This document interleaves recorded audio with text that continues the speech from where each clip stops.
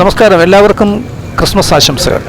തിരുപ്പിറവിയുടെ ഓർമ്മ പുതുക്കി ക്രൈസ്തവർ ഇന്ന് ക്രിസ്മസ് ആഘോഷത്തിൽ.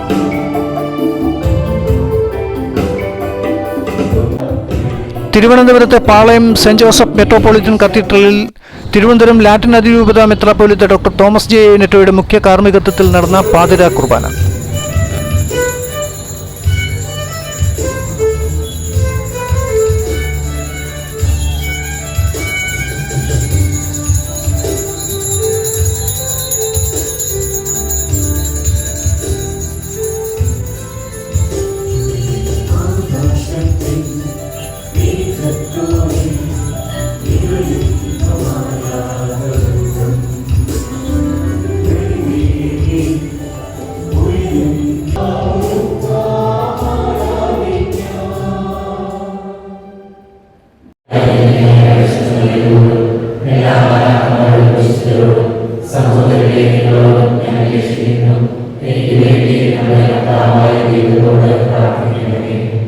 സർവശക്തനായ ദൈവം കഴിഞ്ഞ് നമ്മുടെ പാപങ്ങൾ പുറത്ത് നമ്മെ ജീവിതത്തിലേക്ക് നയിക്കുമാറാകട്ടെ.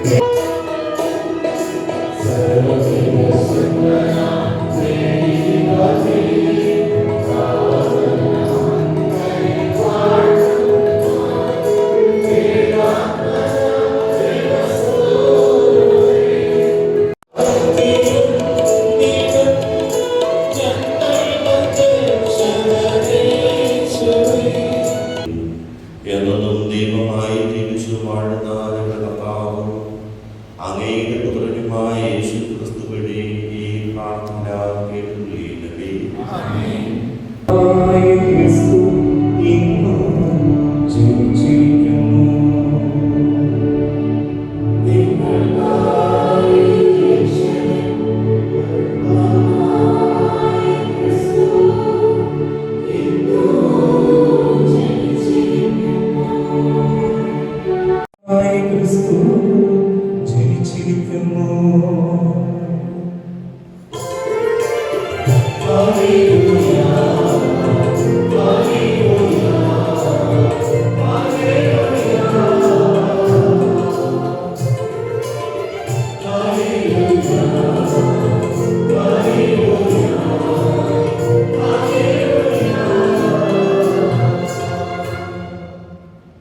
പറയുന്നത് ജീവിതം അർത്ഥപൂർണ്ണമാക്കുവാൻ, ജീവിതം സന്തോഷപൂർണ്ണമാക്കുവാൻ, സമാധാനപൂർണ്ണമാക്കുവാൻ മാർഗമാണ് സ്നേഹത്തിന്റെ മാർഗം.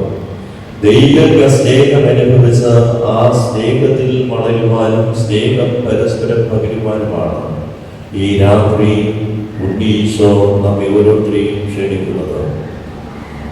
ആ രാത്രിയിൽ, തിരുപ്പിറവിയുടെ ആ രാത്രിയിൽ ഈശോയുടെ ജനനവാർത്ത ആദ്യം അറിയുവാനുള്ള ഭാഗ്യം ലഭിച്ചത് ഇടയന്മാർക്കാണ്.